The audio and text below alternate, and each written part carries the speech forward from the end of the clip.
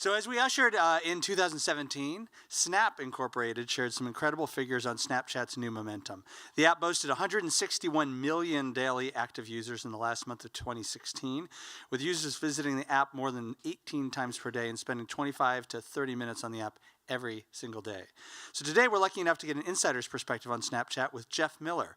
He's Snapchat's head of creative strategy, and he's going to guide us through an in-depth look into Snapchat and share how top brands are connecting with the audience on the app to drive business results and cultural movements. So let's give a big hand for Jeff.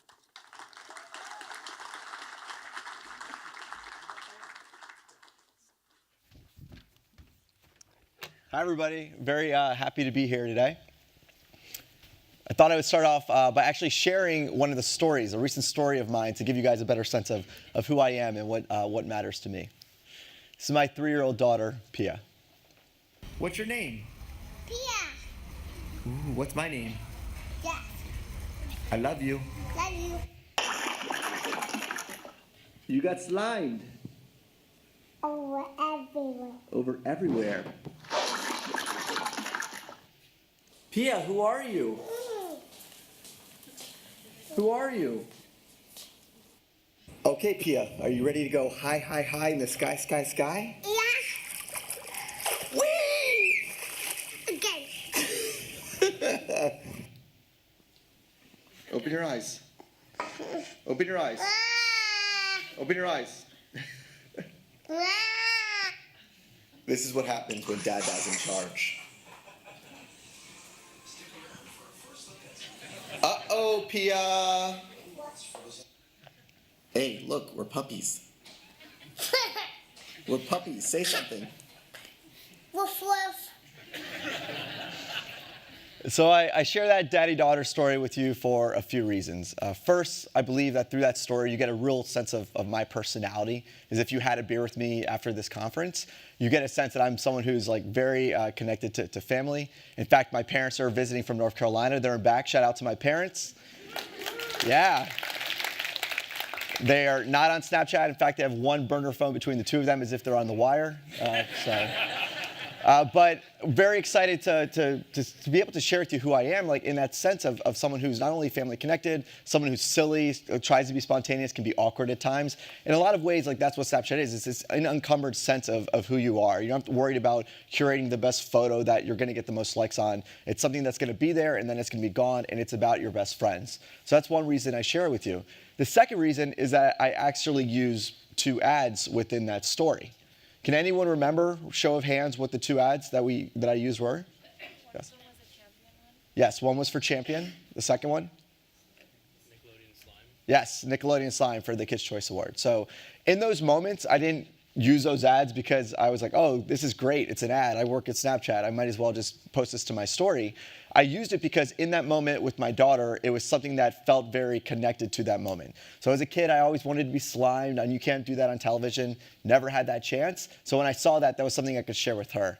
When I saw that one with the Champion promoting the new line of Champion clothes at Target, that was something I just thought was silly and fun and playful, and that she really enjoyed. Nevertheless, like after the fact, days later, I remembered both the Kids' Choice Awards and that line of clothing. So to me, in a lot of ways, especially as we start to think about storytelling and about active attention, that is advertising at its best. It's when it doesn't feel like something that feels intrusive. It feels something that leans into the user behavior, something you actually want to engage with, and most importantly for marketers, that it's resonant. So if you think about Snapchat, for those who are less familiar, we have 3 core ad products. We have our lenses, our Snap ads, and our filters. So lenses, these are augmented reality. This is actively playing with something that a brand gives you on your face. It's something that can be in the world around you. It starts with the camera as you're actually creating a snap. So here's a campaign from Red Bull that used all 3 of these, starting with the lens.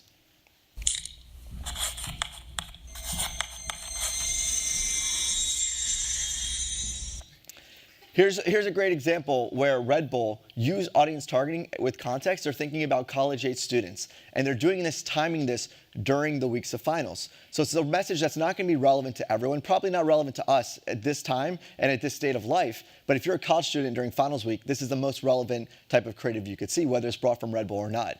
It just happens to come from a very authentic brand that is something that's probably part of their toolkit as much as their study books are. On the right, you see what they also did with the filters. So this means they could actually geo-target college campuses and put this message. So the difference between a lens and a filter is that a lens happens while someone's creating a snap. It's essentially augmented reality that just lives on your face or in the world around you. A filter happens after someone has already taken a snap. So you have to be conscious of, it's got to build and be additive and contextual to what they're likely creating and sharing with their friends as is. So both of those were focused on context, whether it's about the audience targeting for a specific demo or geographic targeting with the filter going after college campuses. What Red Bull did that was really smart is that they paired this with product advertising that was more functional in nature.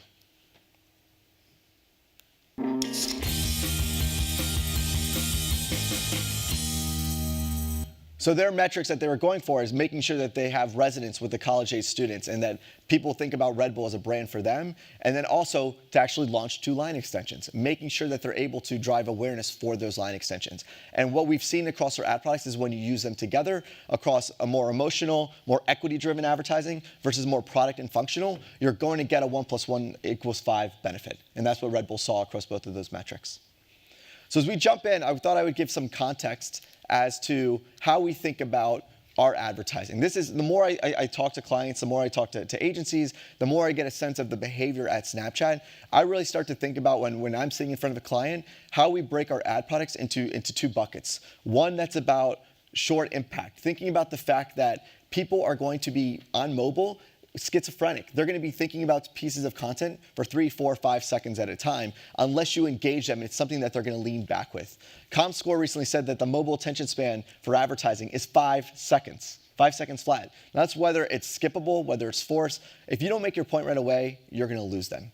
So we have ad products that are designed to not break the user behavior, but to go with the flow, if you will, to ride the wave of the fact that you have a short time and you need to make a big impact. We have other ad products that are about actually being the stories that people want to spend time with. So first, let's start with short impact. We have 2 products I think do this exceptionally well, our Snap ads and our filters. In terms of our Snap ads, there's different formats that we accept when we're working with advertisers. These are the 4 most notable. First, short form video. Stage is about to explode with major piggy power. Our friend Pia, this is her favorite movie right now on Netflix. She calls it the Pig movie, loves Sing. But you can see there in 5 seconds, this ad will loop until someone taps to move on or swipe up for more information. That ad is going to make its mark within just a few seconds. The next 2 are very similar in format, the GIF and the Cinematograph.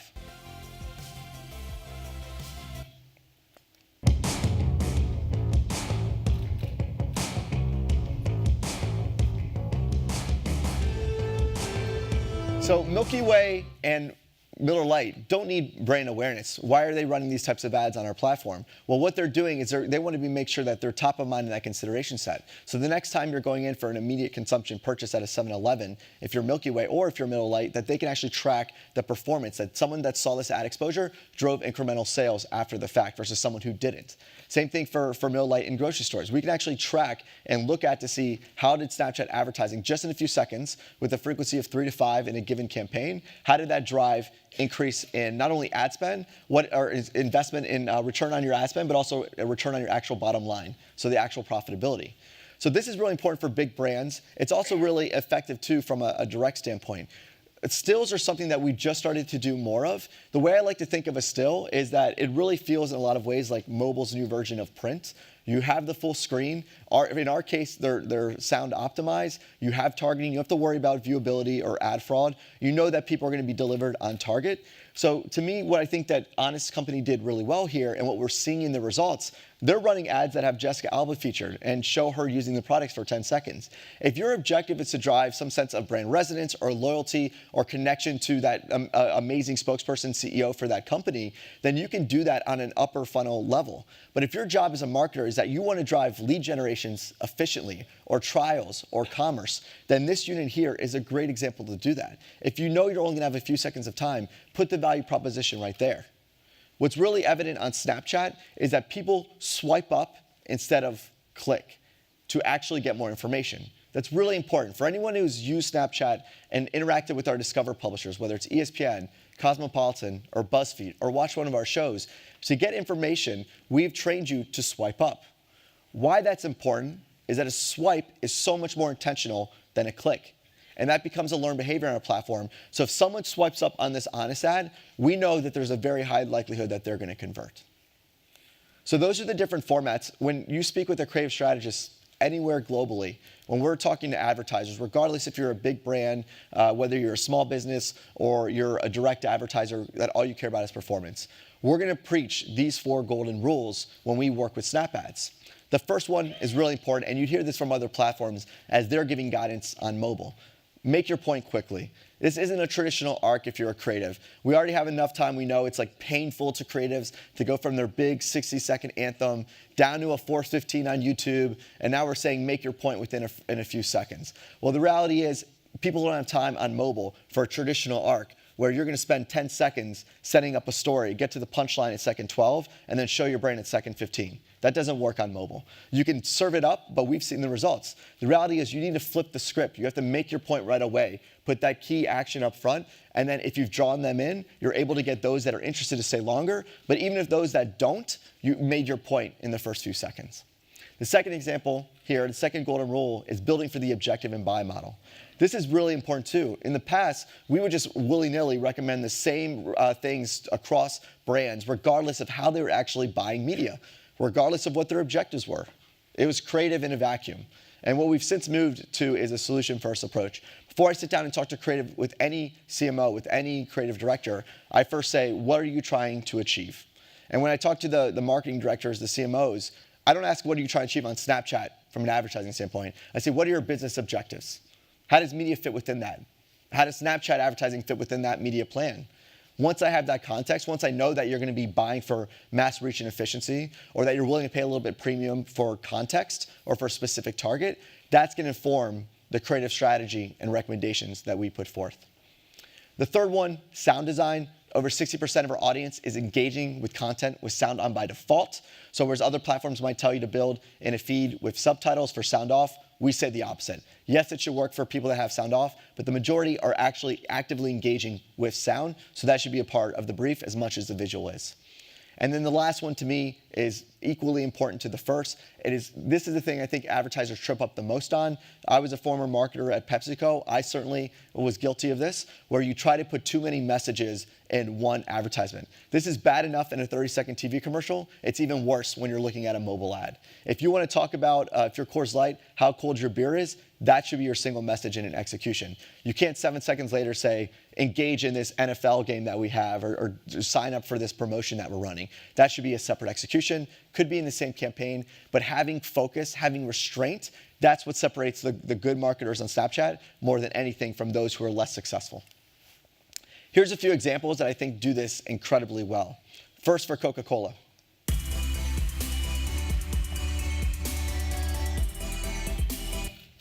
Coke came to us and said, you guys have to prove that you're able to drive efficient sales, that we can look at a media mix model and point to your return on an investment.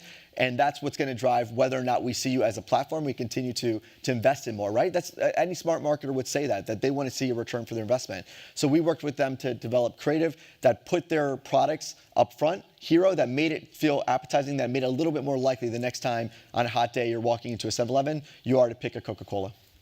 Good goes around and around and around. Good goes around and around. Honey Nut Cheerios, in 5 seconds, you're going to remember that you saw this ad. You know what the brand is.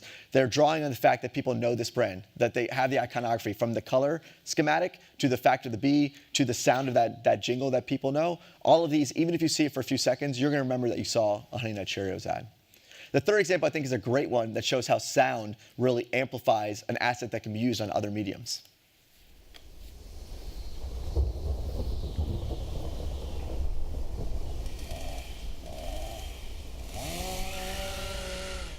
So I love this example. Imagine if you had your Beats headphones on and you were listening to this on the subway. But this is a great one. I guarantee you that they use this one sheet, FX for American Horror Story, in print, in outdoor, in bus shelters, and it's the same key art. We can apply it in Snapchat to great effect and demonstrate the impact that it has in terms of tune-in intent. But what takes us to another level is that the fact that you can add sound design that makes it feel slightly more immersive. I love this next one. It's one of my favorites that's running on the platform right now.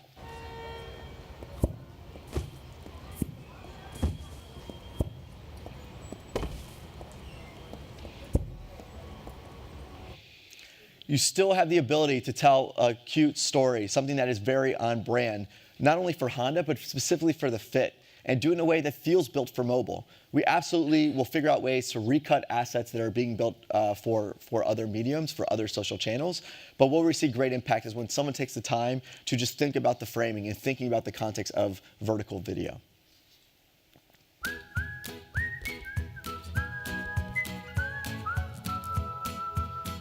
Here's a simple execution for Lay's for their line extension poppables. They wanted to drive for here. It wasn't about sales down funnel. It's about driving awareness for that new line extension.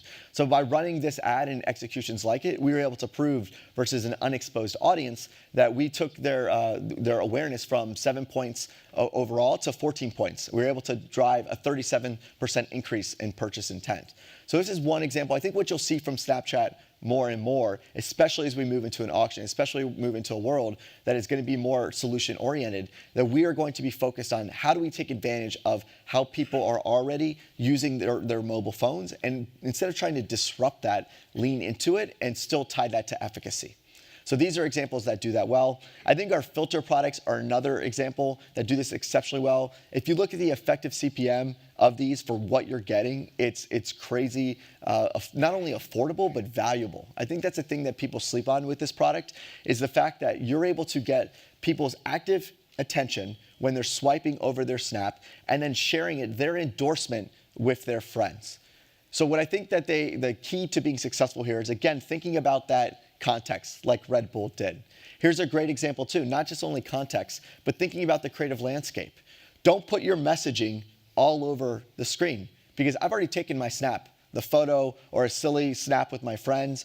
If you put your message, your creative all over the screen, I'm not gonna use it. And what does that mean? If I don't share it, people don't see it in my story, the effective CPM goes up. The other thing I think they did exceptionally well here is, instead of putting My Little Pony as a primary, imagine being this brand manager and how easy that would be to be like, oh, I got to put ponies everywhere. And I'll put Friendship and Magic in 8-point font in the bottom right corner. Like that's probably what I would have said in my brand management days. But what I think they did so well is that they said, no, Friendship is Magic is a universal theme that is meaningful to the My Little Pony brand. It's also much more relatable for different use occasions. I could use this with my daughter Pia. I could use it with my friend Augie at work. I could use it with my brother when I'm out having fun after work. Like, those are different use cases that are all applicable to the theme of Friendship is Magic. So by opening it up to a theme versus shoving the brand up front, I just made it that much more likely that someone's going to actually use it, and that the effective CPM is going to go down because you're going to get more earned impressions. The other thing I think Red Bull does exceptionally well, I think to me, Red Bull and Starbucks are leaders in this space. So I love showing this one. This was for summer solstice they did. So they did different creatives throughout the day, all tied to the idea of summer solstice. This campaign crushed. Even the notion of just refreshing the creative throughout the day was really successful. The last one is my new favorite filter at the time. It's for Starbucks. If you guys remember, they did a unicorn frappuccino back in April on 420. I don't know if there was any connection. But they recently, for Halloween, did a zombie frappuccino. So you could actually get this filter, which on the bottom is just incredible artwork. And it just so happened at that time we were running a zombie lens. So this is the creative strategist, Sean, that worked on the project. And this for Starbucks killed it, right? I mean, if you think about the fact that they're doing a limited time promotion tied to Halloween, and you're actually going to have creative that looks that artistic, but still on brand, you can imagine the use rate of this went through the roof. Where are we going? So as I think about create tech, I'm talking a lot about creative. What I love about Snapchat is that marriage between creativity and technology. There's so much that we're doing. If you think about location, getting to very specific locations with context, thinking about the engineering that goes behind understanding what you're doing at what time of day and how that can inform what type of message we share. So what we're doing now for advertisers is not just saying, give us a zombie frappuccino image, but we can actually enhance that image by automatically adding the location of where you are, or the day, or you could have a countdown. If you have the Stranger Things premiere, you could do a countdown clock that day to the actual premiere release that you could binge. So these are examples where you could actually make your creative that much more relevant. What we've seen when we've done A/B tests, if you have the exact same creative and one has a location, such as a high school or a beach, and it's not just beach creative, but it says Santa Monica Beach, you see the use rate go through the roof. It adds utility, it adds context. So all of these that I've shared with you are ways that we are thinking about and proving that just in a few short seconds, you can drive great impact that you can tie to the top of the funnel all the way down to sales or conversions. So those are ones we're going to continue to lean into. We just recently announced our Snap Pixel, which can prove out conversions on commerce that you can then re-engage and build out that funnel. So those are ones that, to me, it's the future in a lot of ways. If you see how Facebook and Google have built their businesses, you have to be able to prove that ROI. You have to be able to do it in a way that is meaningful to advertisers. It can't just all be about creative breakthrough. It can't just be about the big stunty things. What I love about working in Snapchat is that we're so focused on innovation, and at the core of that innovation is our creativity. So not only can we drive impact, but we also can tell really compelling stories and work with our advertisers to do that. Here are two really cool examples to me where it's the same Snap ad product. Think about this. You have a top snap that you can, again, learn behavior, swipe up, and have a deeper story.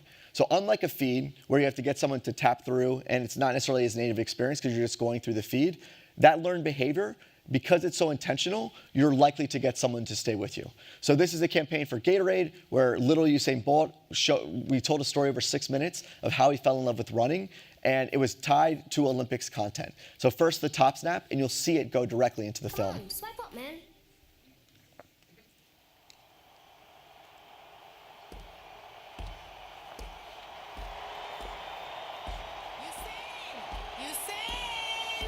Usain, you're gonna be late! No worries, Mama! Hey, wait! You forgot your lunch! Gatorade produced a 6-minute film, ran this on multiple platforms. On Snapchat, the swipe up rate. So think about this like your click-through rate, where on other campaigns, from my prior experience, you might see a 1 to 2% click-through rate. We saw a 12.4% swipe up rate. And rather than people spending 10, 15 seconds watching the film, people spent on average 2.5 minutes because it was so clear. It was built for vertical. And on Snapchat, swiping into something is intent. And it's because we didn't just frame something and recut it, built for another platform, but we actually made shots built for vertical, it felt immersive to the platform itself. This doesn't take a high production budget. Marriott did this with 2 people in South Korea. And Marriott was a supporting character. The hero, she was the protagonist going through, and Marriott supported her on her journey. Hey guys, I'm in Seoul with Marriott Rewards. And this guy, swipe up to see more. Swipe up directly into her story. This is a 3-minute film.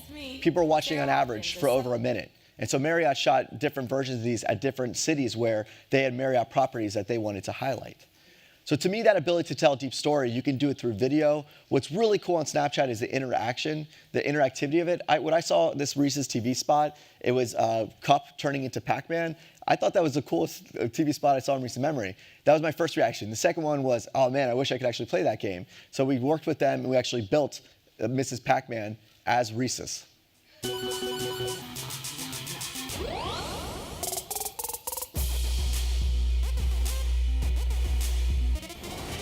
You see this experience, you're going to remember the Reese's brand. People are spending over a minute playing this game. They're sharing it at great rates. So to me, this is the future in some sense of mobile advertising, getting that attribution, building loyalty, and doing it in a fun way.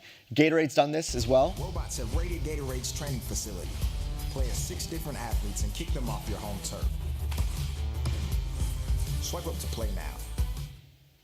And Under Armour for Steph Curry, bringing to life a real-world reaction test that he had on your phone with your thumb.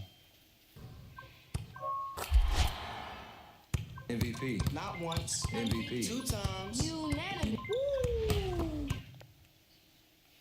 So these are really cool experiences. It would have been so easy for Under Armour to just take that TV spot and recut it as a 10-second ad and call it a day. So props to them and these other brands for going a step further. And we work with them to do this in a way that's cost efficient, but impactful too. So one way you could do it is by thinking about the Snap ad product, for whether it's telling stories through long-form video or building games. My favorite ad product we have are our sponsored lenses. This is really where it gets fun. We're seeing average playtime of over 15 seconds. So think about a passive 15 in a forced pre-roll, or it might be something that you're watching on TV. How engaged are you the next time you're at home in that experience versus actively playing with a brand for over 15 seconds? So if you're McDonald's in Australia and you want to highlight fry yay, you see that pun there they did? You can create an interactive game where you're shooting hamburgers. What I love about this experience is the science behind it. It's really fun, it's playful, it's very Snapchatty, but think about this. It's actually picking up micro movements in my head. That is what's controlling where I shoot that. The slightest of movements. Think about the engineering power that goes into that. NBA 2K did a great one for their Lens launch, their game launch.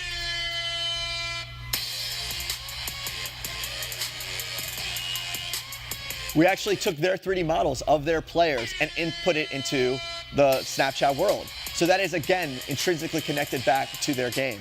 And then the Kardashians. Who doesn't want to be a Kardashian?